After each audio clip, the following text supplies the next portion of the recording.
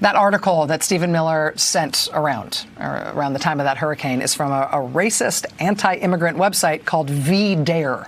VDare is named after Virginia Dare, who was reportedly the first English child, the first white person born in the New World in the 1580s. The romanticized folklore about this first white person in the Americas, this Virginia Dare folklore, has become kind of a point of worship among American white supremacists and white nationalists. The founder of VDare has called immigration policy in the United States, quote, Adolf Hitler's posthumous revenge on America, as in Hitler is inflicting immigrants on America from beyond the grave. Yeah, Hitler's dead, sure, but he's winning his Nazi race war against us because people still immigrate to America, and obviously that's terrible. The founding ethos of VDare is that the United States is explicitly a white nation. Quote, the racial identity of America is legitimate and defensible. Diversity per se is not strength, but a vulnerability. It's their mission statement. That's VDare. And that email where Stephen Miller flags and sends along that article from VDare is something worth paying attention to because of what he expects to be a secret plot by Barack Obama to import Mexicans to America.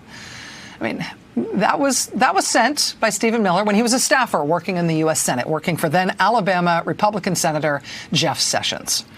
Ultimately, of course, both Sessions and Stephen Miller would go to work for Donald Trump. And the VDare thing to the reporter, that's just one in a big stack of Stephen Miller's emails from that time period, emails that were obtained and published last month by the Southern Poverty Law Center. In total, what those emails show is that that one email was, not a copy and paste error. It wasn't something that stood out from Stephen Miller's usual correspondence. That's kind of the guy he at least was at the time. Here's another email that Stephen Miller sent in 2015. Quote, did you see the Pope saying that the West must, in effect, get rid of borders? Someone should point out the parallels to Camp of the Saints. Sending this along to a reporter. What's Camp of the Saints? It's a grotesquely racist book that spins out this race fantasy plot where terrible, basically satanic immigrants from India invade France and violently overthrow white society in France.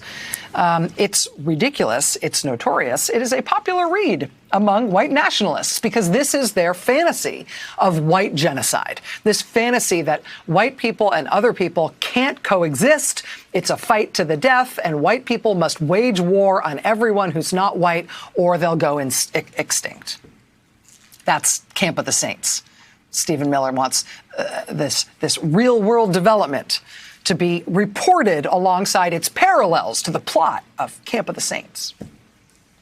In other emails, Stephen Miller repeatedly praises President Calvin Coolidge, not because he likes Coolidge generally as a president. No, Stephen Miller likes Calvin Coolidge specifically for signing a radically restrictionist anti-immigration law in the 1920s, a law that was heavily influenced by the eugenics movement of the time, based on the idea that the gene pool has to be cleansed of the bad types of genes by deliberately controlling breeding.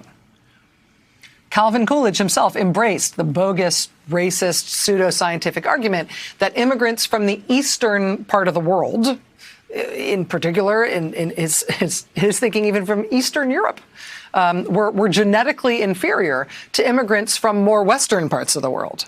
I mean, Calvin Coolidge signed this law that severely limited the number of Jews and Italians and Greeks and Eastern Europeans who would be allowed into this country. On the basis of their supposedly genetic inferiority, they were banned.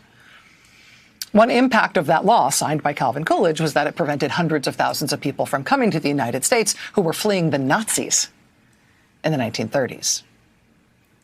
And one of the emails from Stephen Miller that was recently published, Mr. Miller laments that the new immigration gallery at Ellis Island won't have a Calvin Coolidge exhibit to celebrate.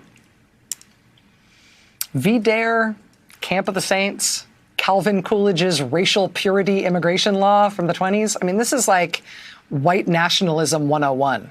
Literally, if you were going to take a white nationalism 101 course, this would be the syllabus of crazy white nationalist stuff you had to learn.